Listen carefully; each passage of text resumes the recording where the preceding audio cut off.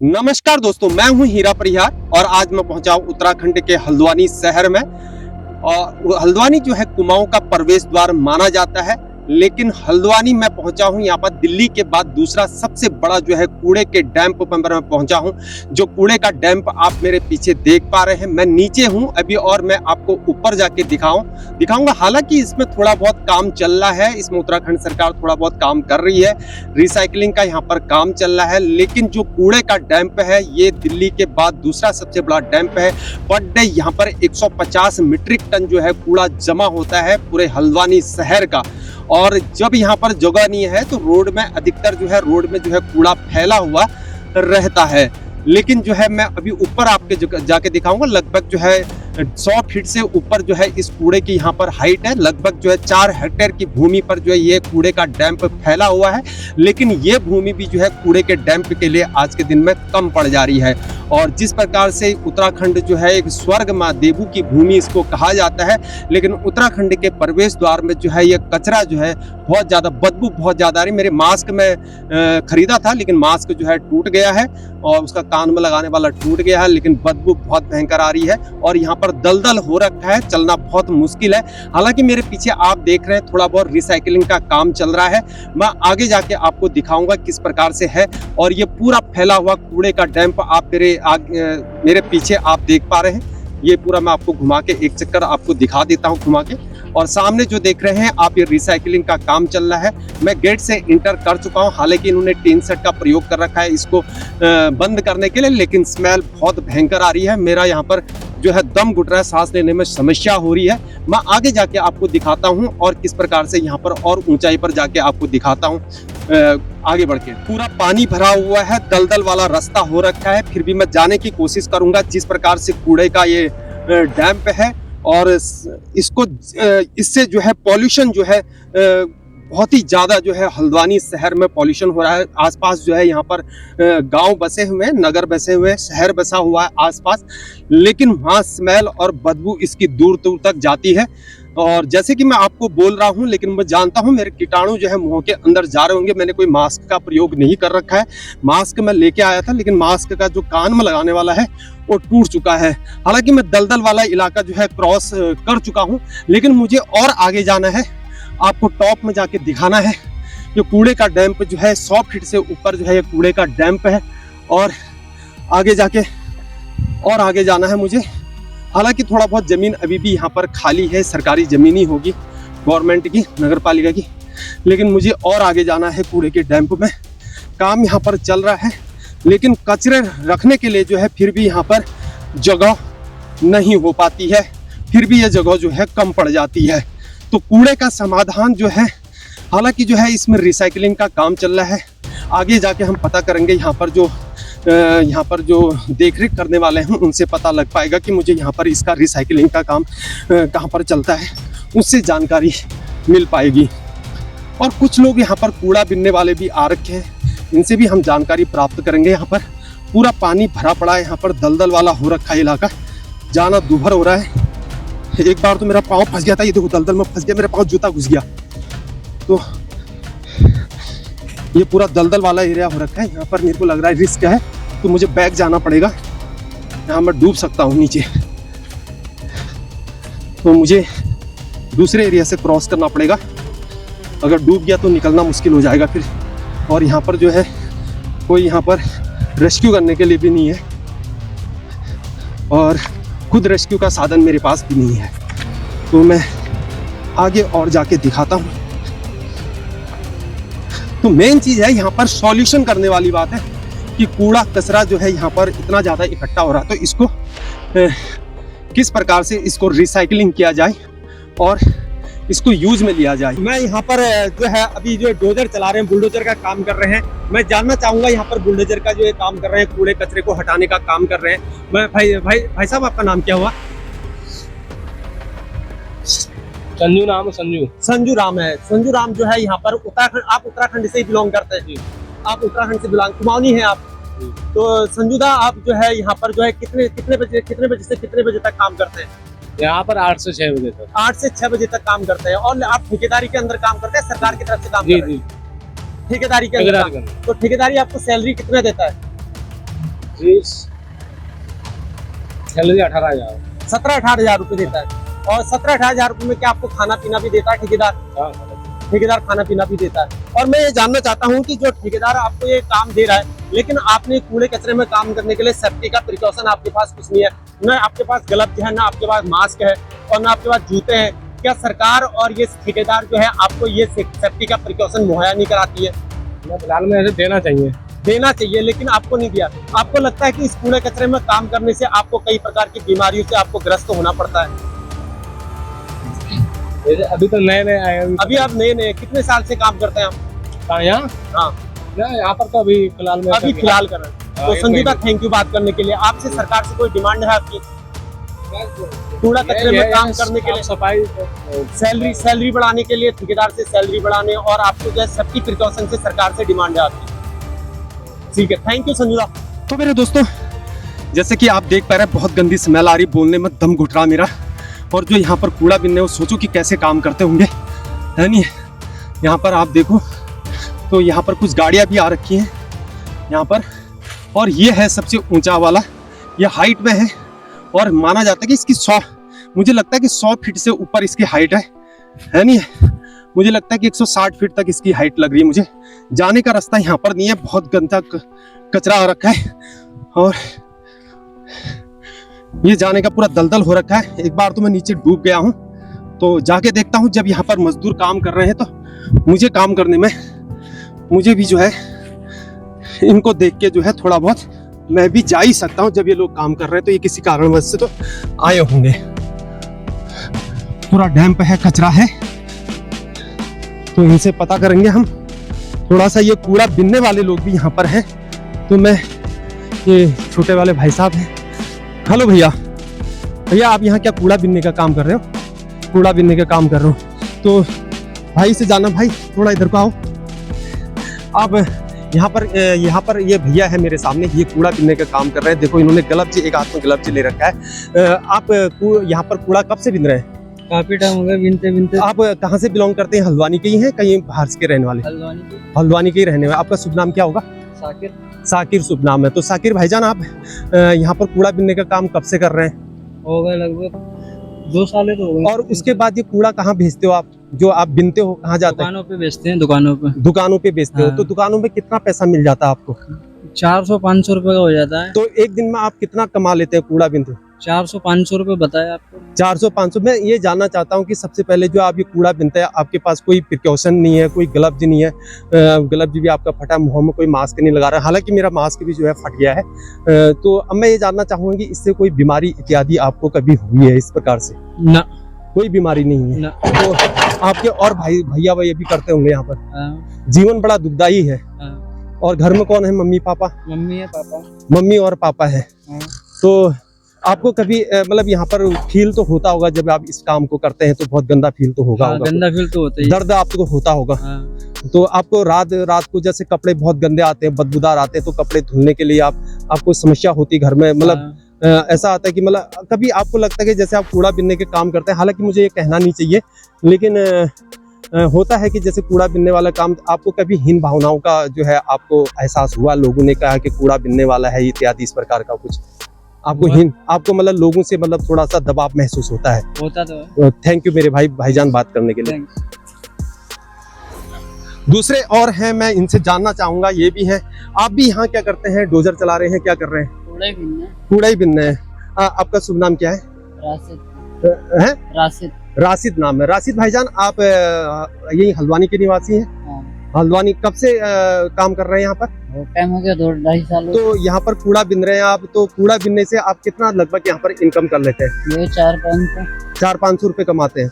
और घर में परिवार में कौन कौन है? मम्मी पापा सभी हैं। तो आपका खर्चा जो है कूड़ा बिनने से ही चलता है? हाँ। शादी हो गई आपकी? हाँ, शादी हो गई है। शादी हो गई। तो आप ये कूड़ा बिनने में आपको लगता है कभी आप बीमार इत्यादि होते हैं? नहीं होते? बीमार नहीं होते? तो मतलब जैसे बदबू, बहुत ज्यादा स्मेल, मेरा दम घुट रहा है यहाँ पर। मैं मास्क लेके आया था, मास्क मेरा फट गया है। हाँ, स्मेल तो आती है। तो स्मेल आती है। स्मेल तो यहाँ से बहुत दूर दूर तक आ रही है। मैं जब गाड़ी लेके आया तो स्मेल बहुत दूर तक आ रही थी। हाँ। ओके, थैंक यू भैया बात करने के लिए।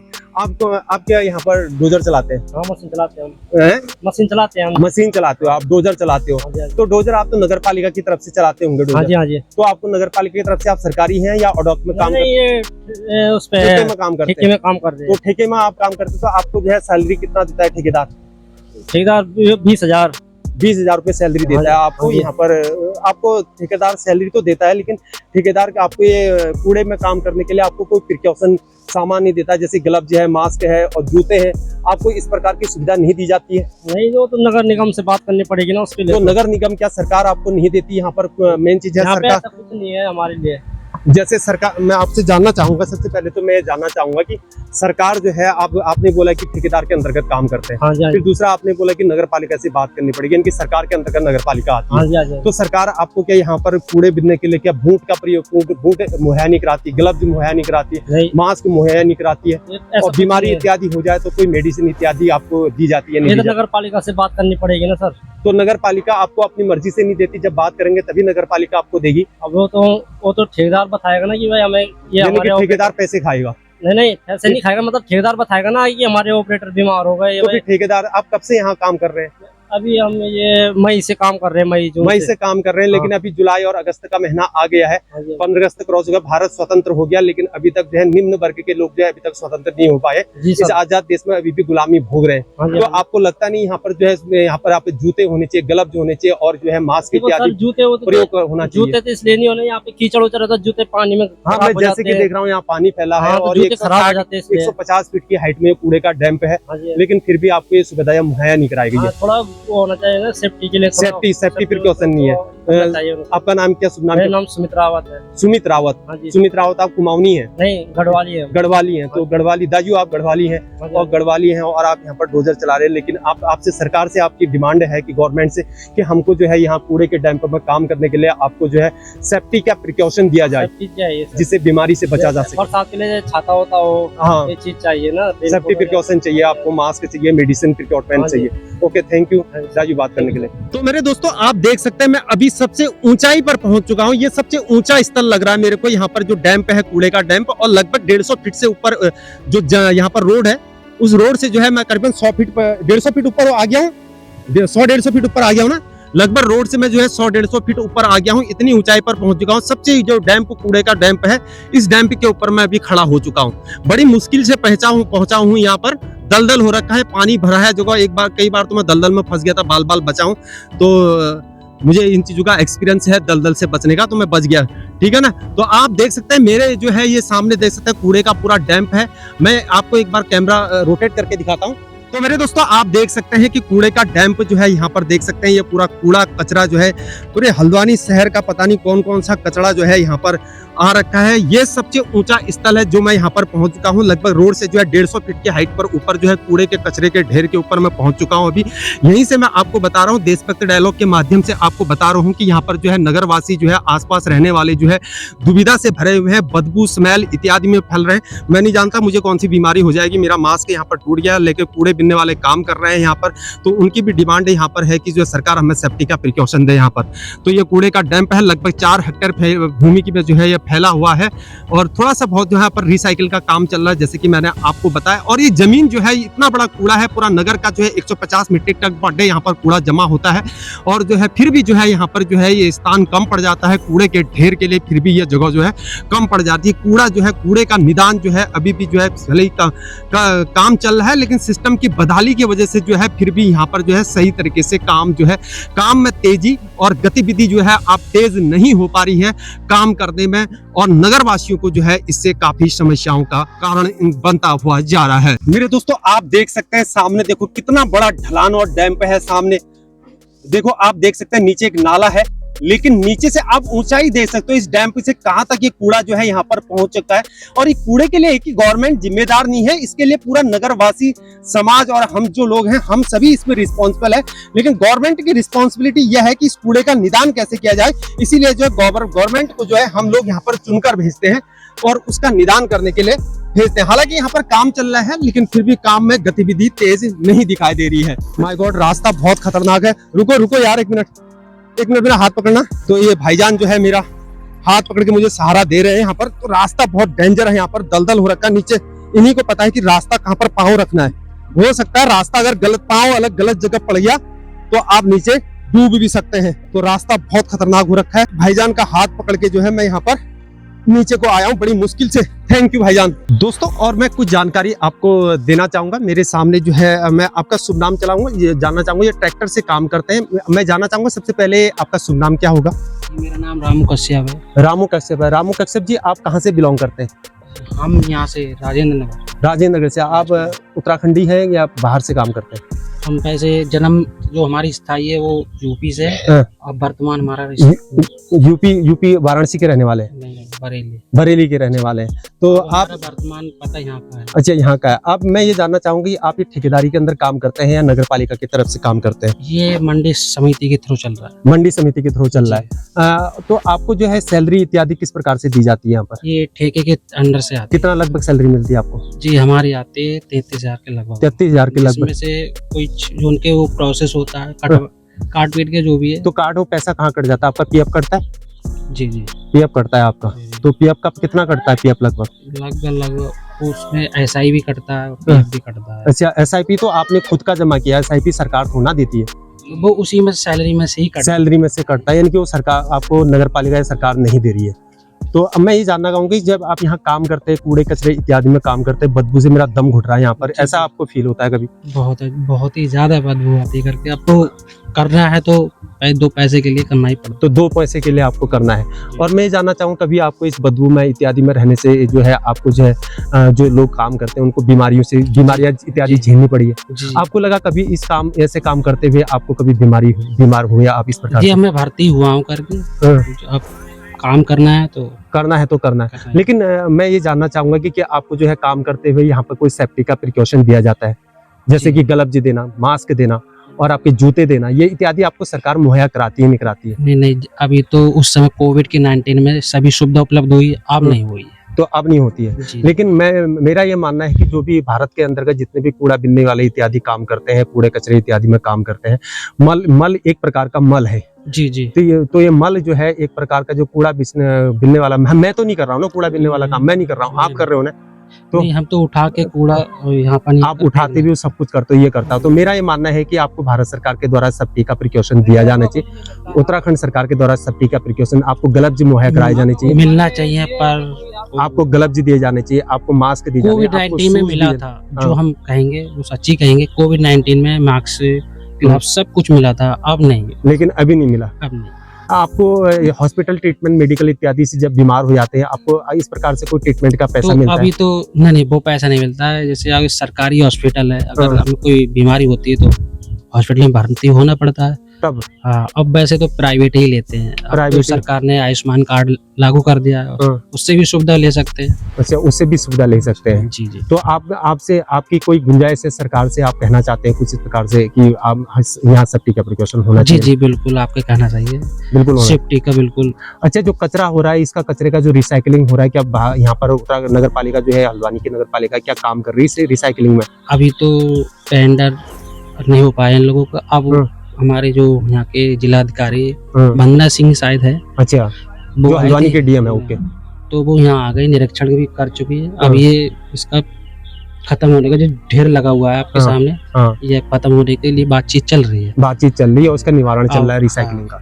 अभी एक प्लांट चल रहा है, अभी एक प्लांट की और तैयारी हो। लेकिन जितना रिसाइकलिंग हो रहा है उससे ज्यादा कचरा तो यहाँ पर ढेर हो जा रहा है फिर। और तो वो तो हम कोई जवाब आपको क्या लगता है इसके लिए जिम्मेवार कौन है? जनता जिम्मेवार है या सरकार? नहीं, जनता तो नहीं है, वो तो जनता जिम्मेवार है, यानी कि सरकार को इसका निदान करना चाहिए। जी, रिस्पॉन्सिबिलिटी सरकार की, सरकार को चुन के भेजा है। अब यहाँ तो लगभग नैनीताल से लेके भाई भीमताल, लालगुहा, हर तरफ का कूड़ा आ रहा है, हर तरफ का कचरा यहीं पर आ रहा है। थैंक यू बात करने के लिए, धन्यवाद। तो मेरे दोस्तों 4 हेक्टेयर की जो भूमि है, वो 4 हेक्टेयर की भूमि को जो मैं यहाँ पर नाप के आ चुका हूँ। पूरा यहाँ पर कूड़े का ढेर जो है रोड से लगभग 150 फीट और 160 फीट की हाइट में ये ट्रेचिंग ग्राउंड हल्द्वानी का, पूरे नगर का, नैनीताल से लेकर यहाँ तक का कूड़ा यहाँ पर डैम्प होता है, जो कि दिल्ली के बाद जो है दूसरा सबसे बड़ा जो है यहाँ पर ये डैम्प, कूड़े का डैम्प है। हालांकि इसमें रिसाइकलिंग का काम चल रहा है। मुझे जानकारी प्राप्त हुई कि रिसाइकलिंग का एक प्लांट वहाँ पर बगल पर बना हुआ है, लेकिन ये कूड़ा यहाँ पर है, ये ताज़ा कूड़ा है। एक कूड़ा जो है वहाँ पर डैम्प होता है जो कि रिसाइकलिंग के लिए है, जैसे कि मैं आपको बता चुका हूँ, यहाँ पर मैं पूरा घूम के आ चुका हूँ, लेकिन रास्ता बहुत ख़राब था। मेरे सच बता रहा हूँ, मेरे यहाँ पर दलदल में मैं फंस गया और जूते मेरे भीग चुके हैं, पूरा दलदल हो रखा। बड़ी मुश्किल से वहाँ तक पहुँचा हूँ। मैं नहीं जानता हूँ कि ये लोग कैसे काम करते हैं यहाँ पर।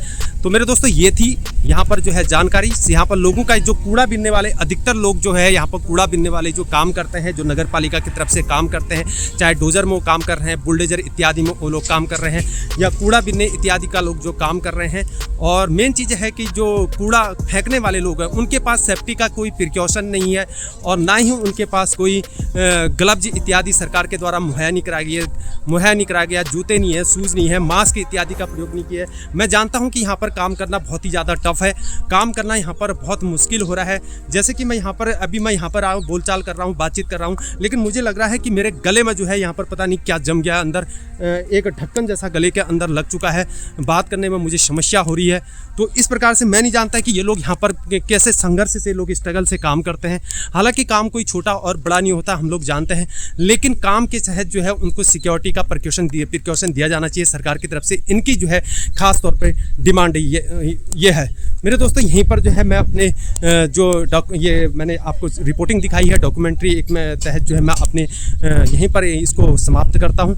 मिलते हैं अगली और किसी रिपोर्ट के साथ। तब तक के लिए बने रहिए हमारे साथ।